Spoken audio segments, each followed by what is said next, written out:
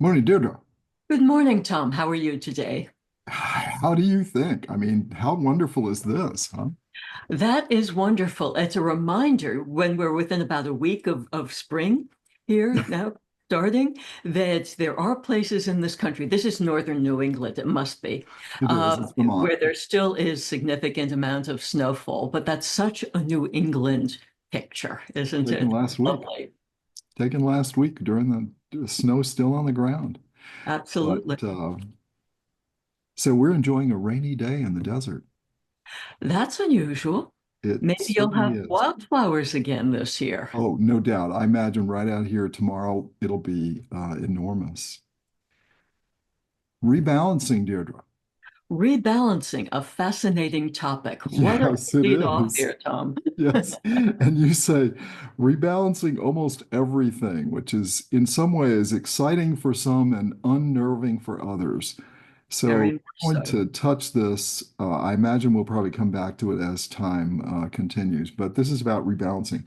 So what we're seeing is a massive rebalancing, Deirdre, and it's a rebalancing of, one could say, of society and of our actions around the world to be consistent with that.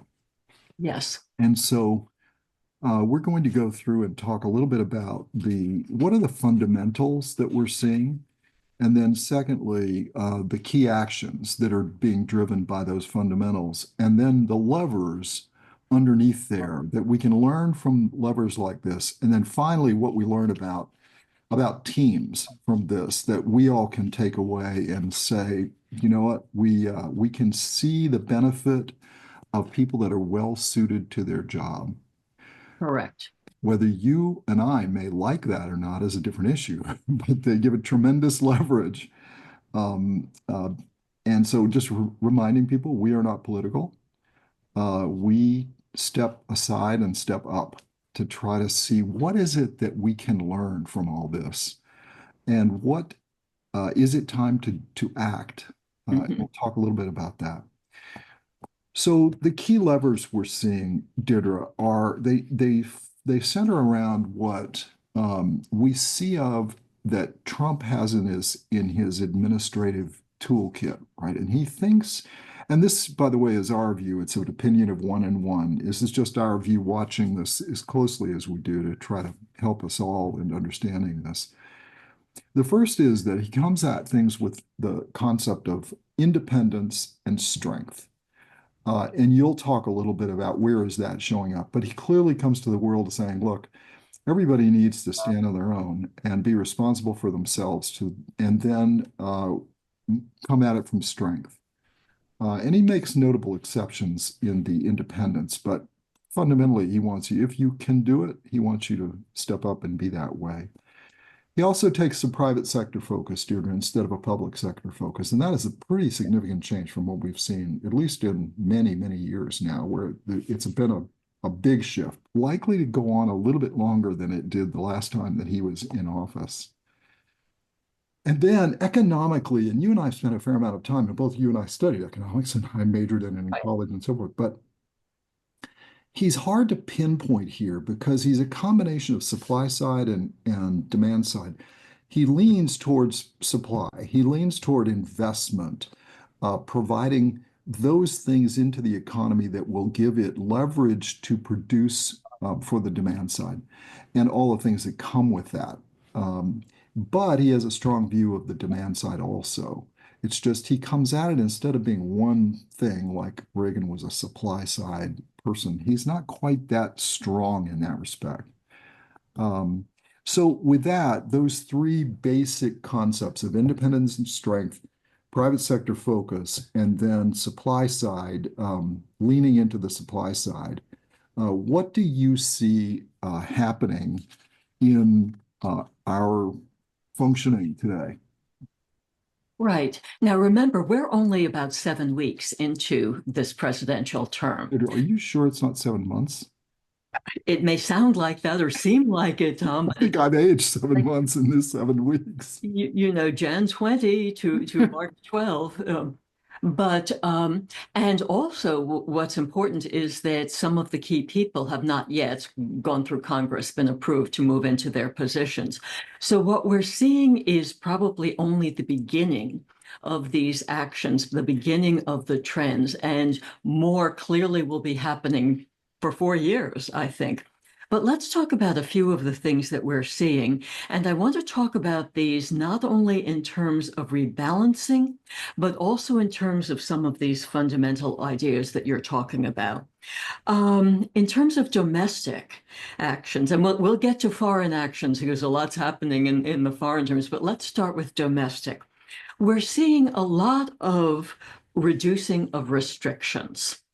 And one place to go immediately to look at this is the opening up of the press conferences, the opening up of access to the press rooms, that traditionally access to certain venues has been controlled by the traditional media.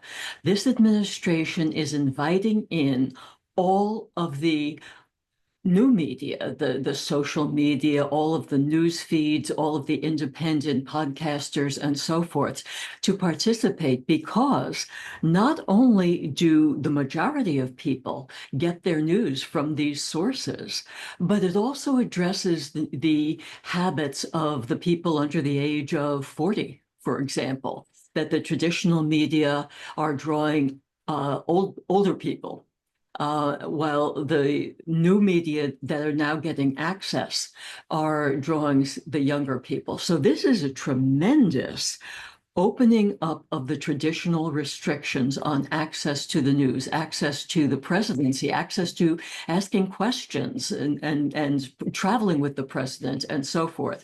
And obviously the traditional media are kicking back a little bit, but I think this is one actually that's going to be permanent, I think. Another way of reducing restrictions has to be the whole issue of free speech. Now, I'm not talking about any particular episode right now, and again, I've got to repeat that we are non-political in this, but this is a rebalancing.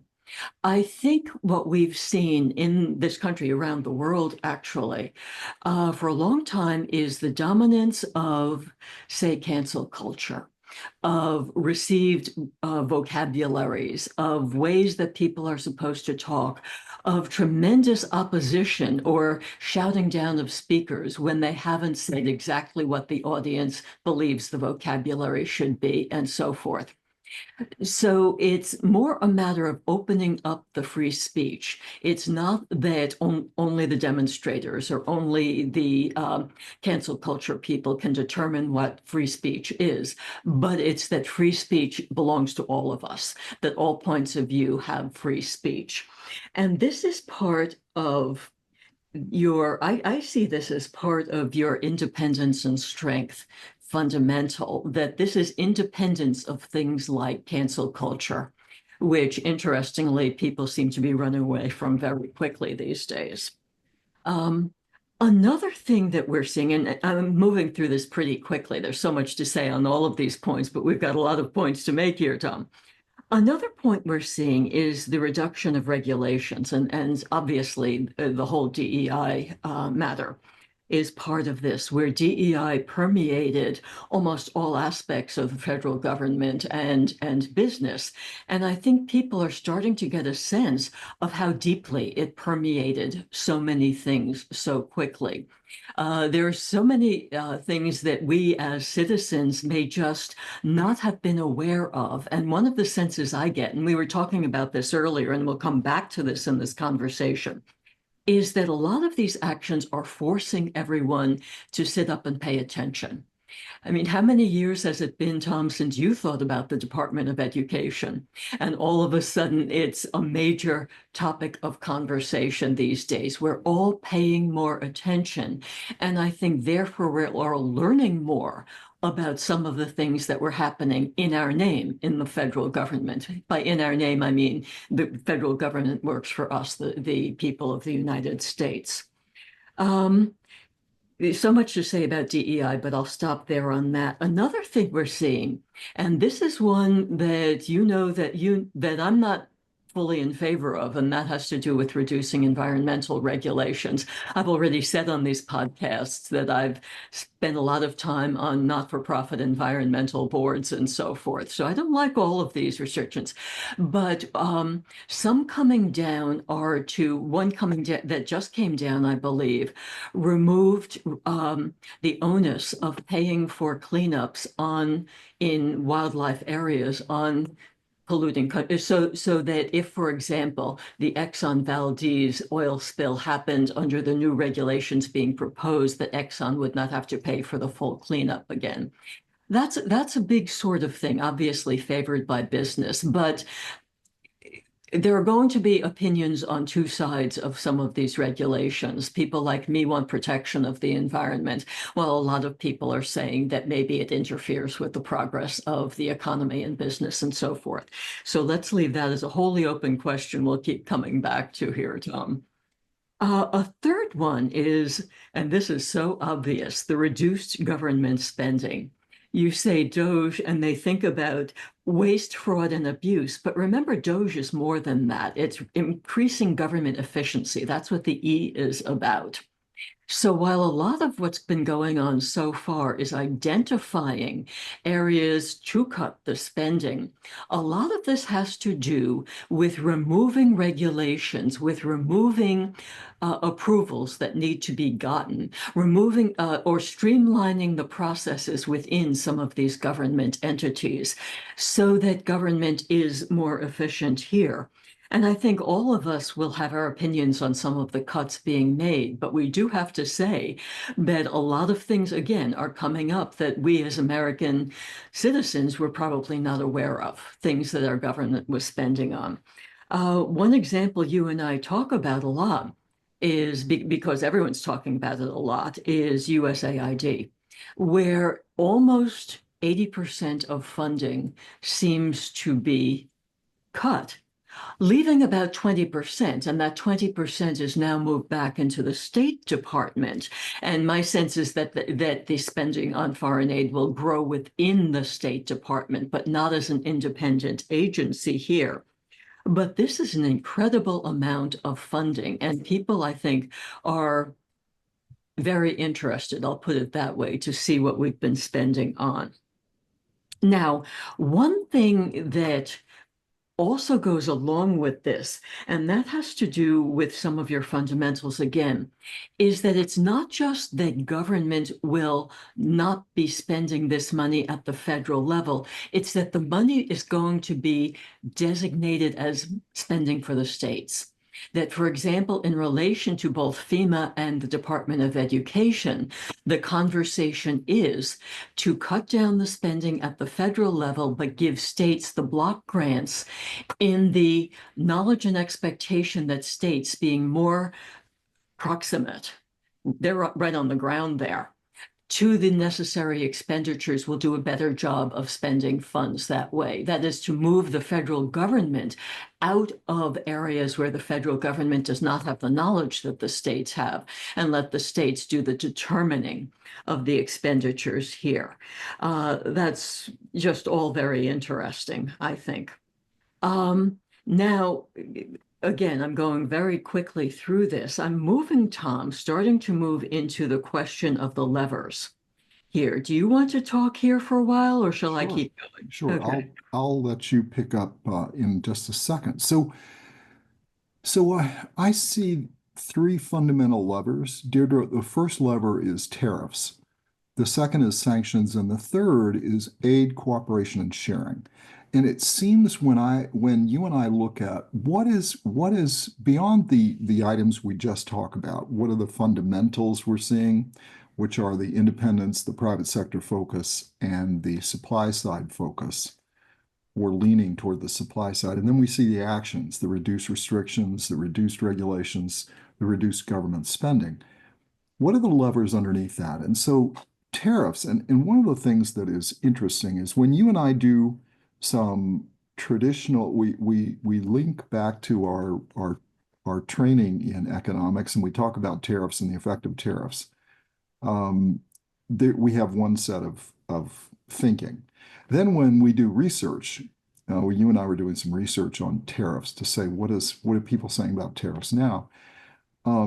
They still are not looking at it quite the way that I think, that President Trump looks at it. I think Professor President Trump. I've been spending too much time on Columbia these days, dear. Um, Prof- President Trump. I'm going to have to almost have to edit this. Um, he looks at tariffs as behavior modification. That's Yes. how I think of it. I think he sees it as a way to drive behavior modification. That behavior modification is then manifests itself in rebalancing trade disparities, which he and many people believe has gotten out of whack with certain of our trading partners for various reasons. And some of it I know you link back to globalization. The concept of globalization had driven us to allowing for these disparities that might not have been put in place were we not focusing on that for a lot of years.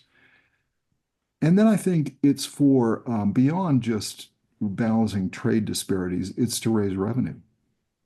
And then lastly, and probably as much as anything, it's driving a concept of getting our industries back into our country. And this is the point you were making to me this morning. You said, look, when I look at this and I look at what he has in his mind, what I see is getting things back in this country that can be done in this country in a reasonable way. And I know that there are a lot of other arguments there, but I think that's what we're seeing.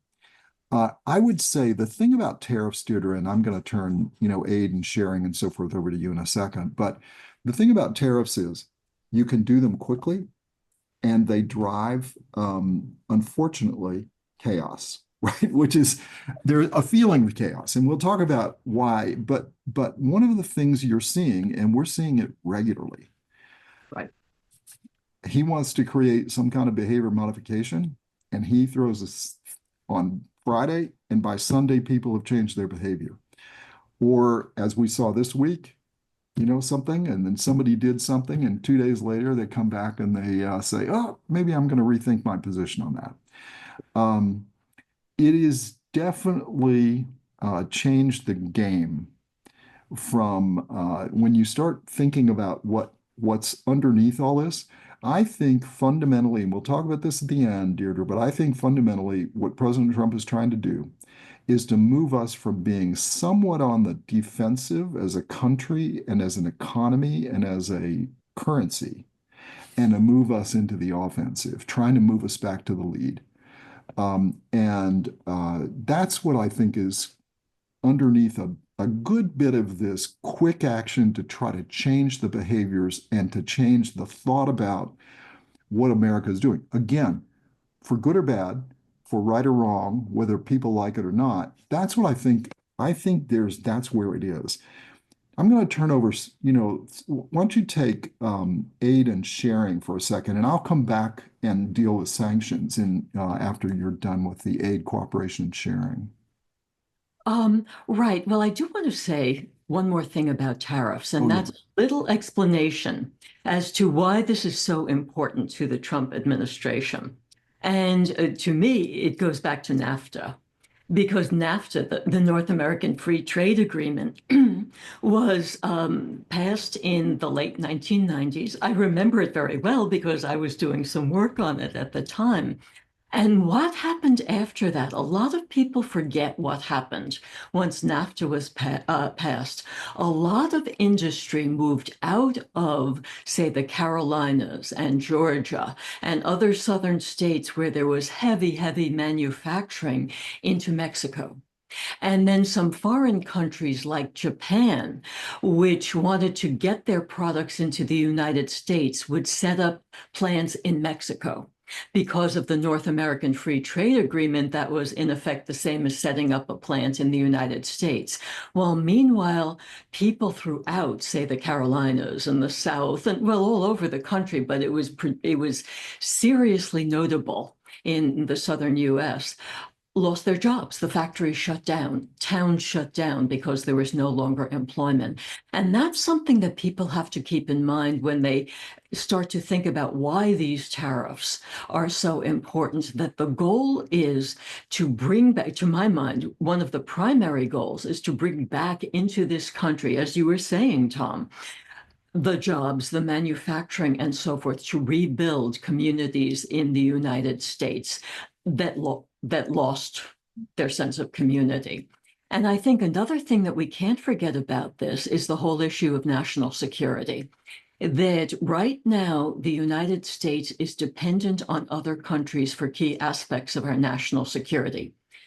Computer chips, computers themselves, steel. That's what the steel tariffs are all about, which are getting a lot of play in the press this week, I think, and so forth. That the United States has lost its ability to execute on the fundamentals of certain aspects of industry it needs to maintain its national security. And that's what I believe the Trump administration is doing. It's reestablishing the independence. There's one of your fundamentals, the independence of the United States in terms of its national security. So we can't forget those aspects to it. It's not simply an economics game that so many, you'll see so much commentary in the press about it being, oh, does a tariff, turns it off, and so forth. No, he got an effect. He got a reaction that he wanted, and then he's moving forward on this. So people have to think clearly about what's going on in this tariff game. Among the aid, cooperation, and sharing, well, we've seen what happened with USAID, that a lot of the expenditures that have been eliminated were ones that were not seen in the interests of the United States. No one wants children starving in Africa, and that's among the 20% that's going to continue. No one wants the destruction of some health programs, and that's in the 20% that will continue, and so forth. But some of these other programs just were not in the national interest. And that's a very important thing, that the thinking is we do aid in terms of our national interests, not just to do aid or not to do aid that is aligned with the political interests of certain US politicians, which was a lot of what was going on. That's that. And also, we're also seeing the giving of aid or the withdrawal of aid as a tool in foreign policy, which is what it was traditionally. People forget that it's been only in the past 20 years or so that aid has been fully removed from policy. But we see what happened when aid was withdrawn from Ukraine. It brought Ukraine to the bargaining table, and now there's a signed deal on the table to take further in the negotiations to stop this war that everyone wants to stop. Let me stop here, Tom, so you can talk about sanctions, and then we get to talk about some foreign actions, because the reactions to some of the things we're talking about are very, very interesting. So on just finishing up on USAID, USAID was set up many, many years ago. And it was back in the 60s, I believe, and I think it was set up by John Kennedy, if I'm not mistaken. Something like that. And but what many people may lose sight of, and it's part of what you're seeing in this 80% that's being removed. I think in that 80%, you're going to find out there's a percentage of that that is what you talked about, Deirdre, that doesn't seem to be in sync with the current administration.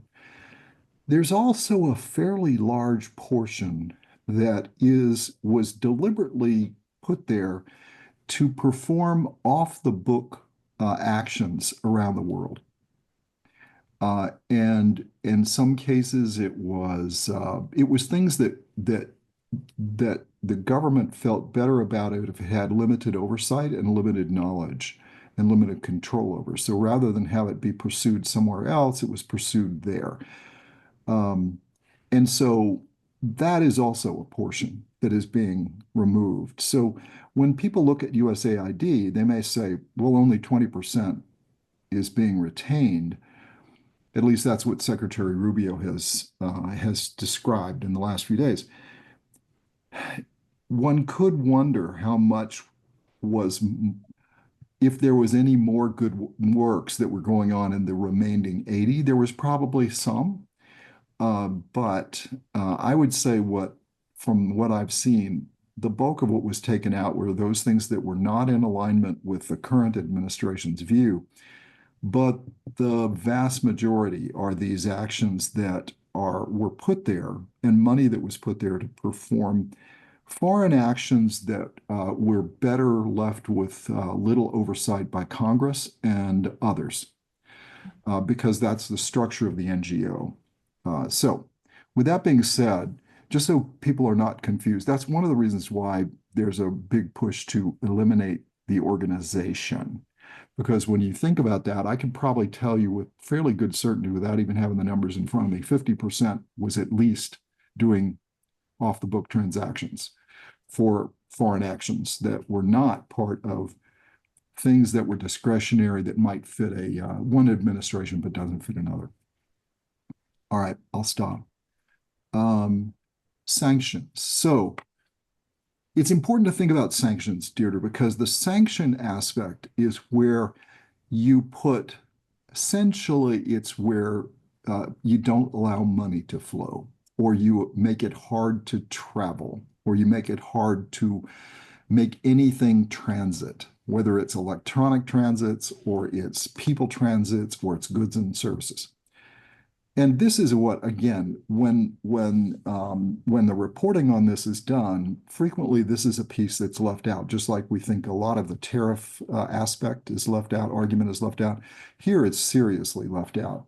The threat to Russia in the Ukraine deal is, look, if you all don't come to the table, we're going to reinstate as hard a sanctions as we possibly can.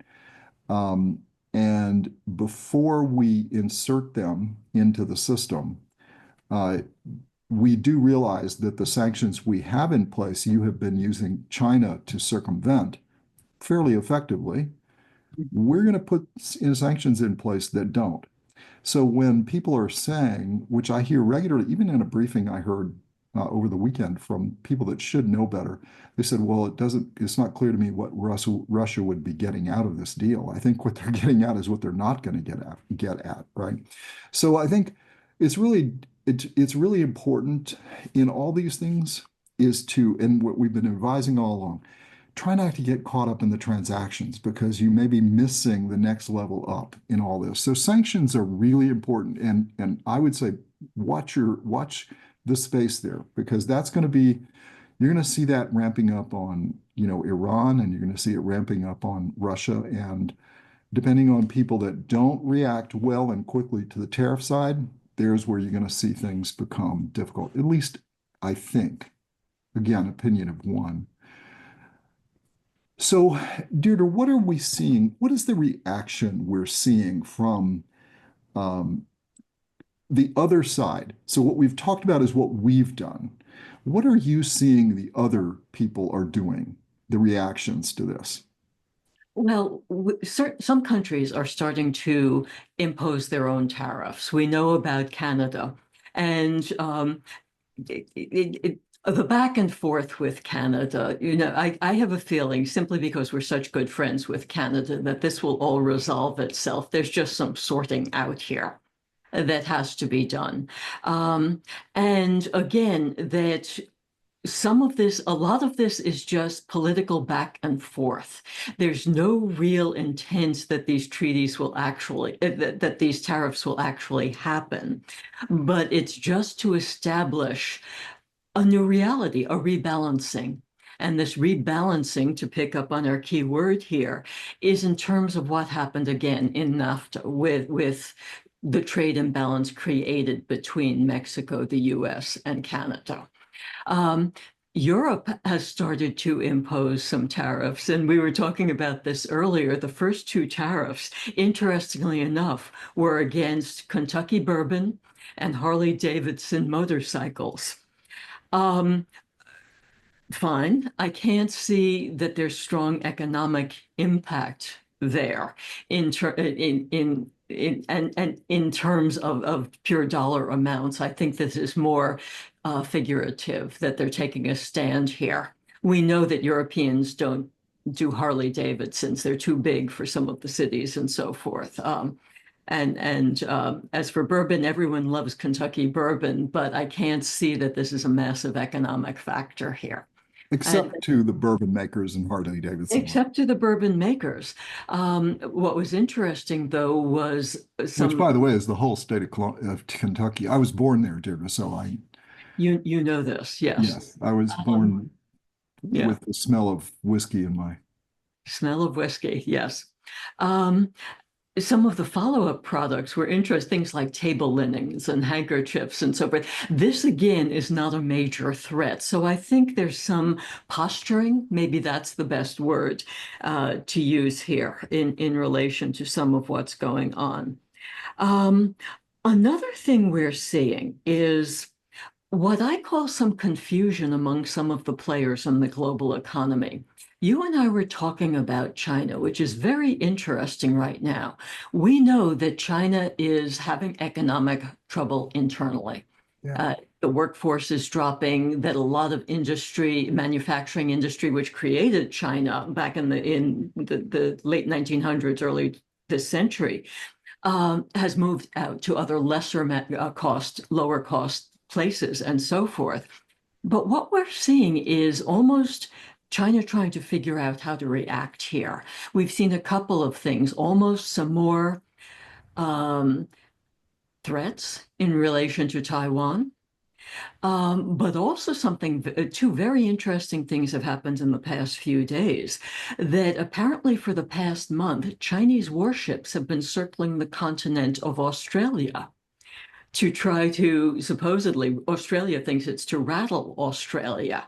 I think it's to see what's going to happen to a major US ally here. How's the US going to respond when a major US ally down under is threatened or something happens to disconcert it? This is still unfolding, and I don't know that the US has reacted yet to this situation. I know Australia is, so this has not gone unnoticed. But then something in the pure economic sphere, apparently Walmart, the US store, which drove a lot of manufacturing over to China back in the 1990s as part of its drive to have the lowest prices in its stores, has told China that Chinese manufacturers need to drop their prices. Think about that for a minute. Remember, China is no longer the low-cost manufacturer. A lot of the manufacturing has gone to Vietnam and Malaysia and Thailand and so forth. So this is Walmart taking a further step beyond the step that actually made a lot of China's economic success 25 years ago or so. China has snapped back at Walmart. And this is an ongoing story as well. So we're going to see, I think China's a little trying to figure it out. Let's leave it at that. China is trying to figure out now what's happening. And as you mentioned earlier, Tom, that China has been one of the main vehicles for Russia evading sanctions. Well, if there's a peace deal there, then whatever's going on between Russia and China is going to go away too. So there are a lot of variables in China's economic position here. So that's a main foreign action.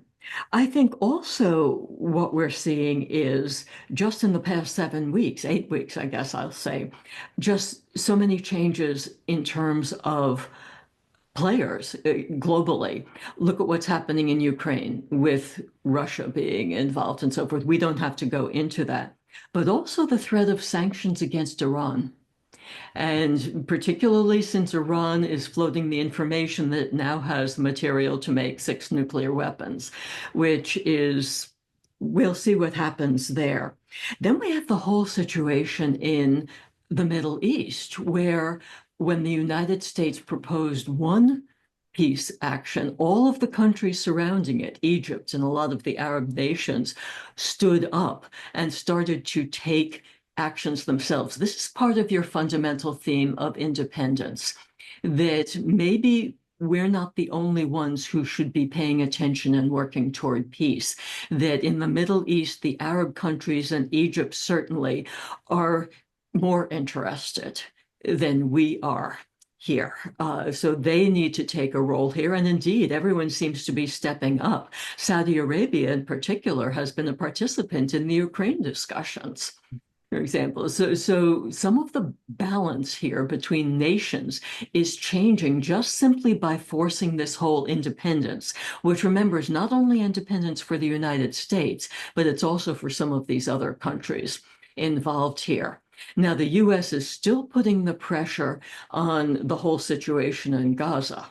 And so it's going to be interesting how that unfolds. But we can't see the world anymore in terms of the US as the only actor, or the US and China and Russia as the only actors, and so forth, that this fundamental drive for independence is making everyone, from Canada to Saudi Arabia to Australia to everyone, stand up and start to take action in relation to the actions of the Trump administration.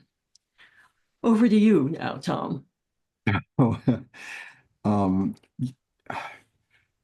So much to it's, say. I know this is such a complicated topic. I hope we're not boring everybody, but you know, the one of the big shifts, I had somebody say this to me the other day is, and it's actually my son Ken said, for the first time, Dad, in my life, I don't think you're boring about talking about foreign affairs, right? Because he thought I was nuts.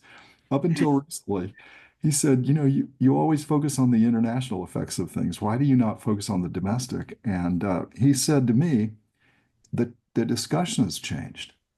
In the United States now, we're starting to talk about the world, not just talk about ourselves. And he thinks it's a healthy change. So do you and I. We were Well, commenting about this. that ties in with what I was saying earlier about people becoming aware of what's going on, sitting up, paying attention, and making decisions, as opposed to, oh, the federal government is doing X, Y, and Z. Absolutely. I think it's incredibly healthy Yes, for everyone, right? But I think that's an interesting observation that we have changed in a very short period of time to correct. starting to think more internationally. And you can see those who respond well to this approach and those who don't respond well. There's some European leaders, there's some Middle East leaders, there's some Near East leaders, there's some Far East leaders, and there are North American leaders.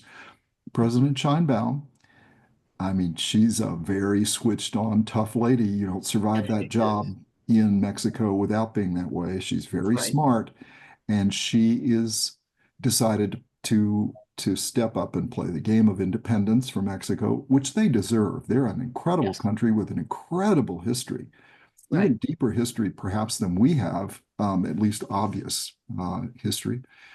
So I'm really happy about that. And Canada will get there. I think it's fascinating what's happening in Iceland.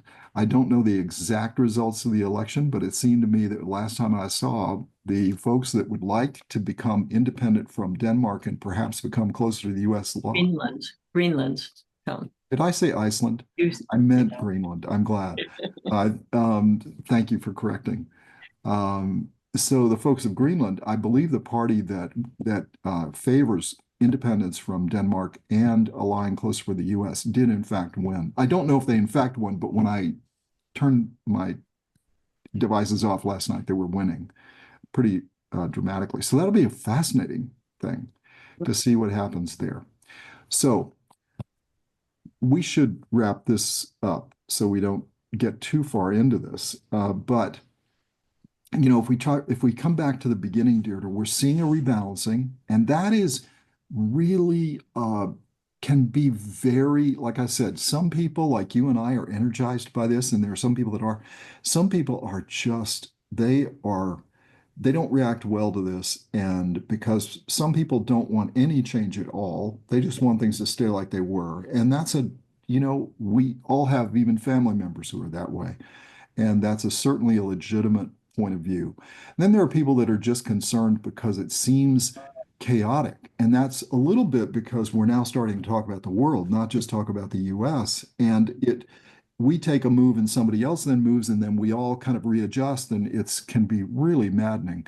So I think unless you're directly affected by these things, you run the business that you have a Kentucky bourbon business and now you have to think about, okay, is this really going to mean something to me or not? Or you're head of Harley Davidson, which is a brand, both brands of products we care a lot about in the US.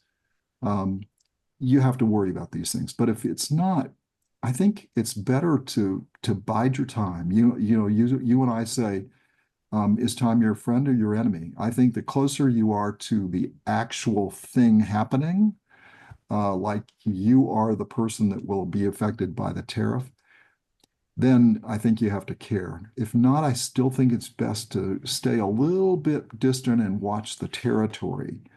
So I think it's still on your side, time's on your side, unless you're directly affected, at least for the moment. The cement is nowhere near dry. Right? I mean, it is nowhere near dry, as we have even seen with the discussions with Ukraine. So we're seeing this massive rebalancing. And the one thing I would say, Deirdre, that we can take away from this as being people, other than the fact that, if you're an entrepreneur or something, you have a very high risk to change. I mean, a high risk tolerance, and you accept the unknown, living with the unknown, a lot easier than other people. And so know what your tolerance is, and factor that into this. The second thing is you can see in this administration the leverage of a well-suited team, meaning the people you've chosen are well suited to the role and the job that you've asked them to do. Again, not judging whether we like that or not, but if you do that, and I think if you compare the first administration of the Trump administration versus this one, there's the big difference. You're seeing a very well-suited team for the most part coming in. If they're well-suited and they're action-oriented, they provide you enormous leverage. Look at what we're seeing here. We have things happening, not just because President Trump is doing it anymore, which was the first week or so. Now you've got Rubio one place, you've got Zeldin another, you've got Pam Bondi another, you've got Kash Patel somewhere else, and every time you turn around, somebody is doing something, much less Tom Homan. So you've got incredibly well-suited people. Again, whether we like it or not, they're well-suited for this. That's the thing you and I can take away as people that build things is boy, if you get a well-suited team, a well-suited people or well-suited team of people who really know the job and can do what you want done, you're seeing what's happening. And this is the point about 7 weeks in. So I'm going to turn it over to you to shut this down after almost 45 minutes, Deirdre. Okay. And 45 minutes perhaps, Tom, but we have so much more to say on every single one of these points. We're going to have to come back to these points. But I'm Sure, going we'll to, be forced to come back, Deirdre, because something's going to happen where we'll have to go deeper. right. 2 points for business builders. I'll just, one, reinforce what you just said about building the right team, getting leverage from your team, and thinking through who you have in each position and whether they are the people who will carry your strategy forward. But I'm going to take it back further to something that you and I keep talking about, Tom, and that is the mindset of the good business builder. That whenever there is this much change, this much possibly chaotic change, leaders, business builders need to stay very alert, need to keep their eyes open, need to think things through, need not to react to everything. You don't need to react to everything. Time is a little on your side right now, but at least be able to develop the knowledge and understanding to react appropriately so that you can continue to work effectively going forward when it's time to pursue your new opportunities. And this sounds like a stopping point, Tom. It is. Deirdre, it's always a pleasure. Always a pleasure. So See you long. later.